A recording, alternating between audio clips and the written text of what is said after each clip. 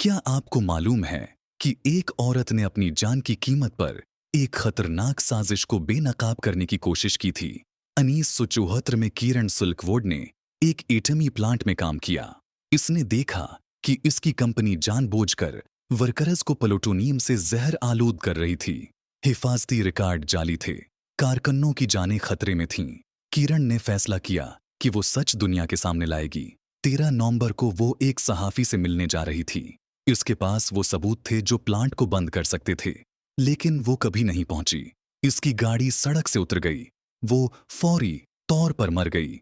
जब इसका जिस्म मिला तो इसमें महफूज हद से 40 गुना ज्यादा प्लूटोनियम था और वो अहम दस्तावेजात गायब। क्या ये हादसा था या कारपोरेट कत्ल? आज तक कोई नहीं जानता।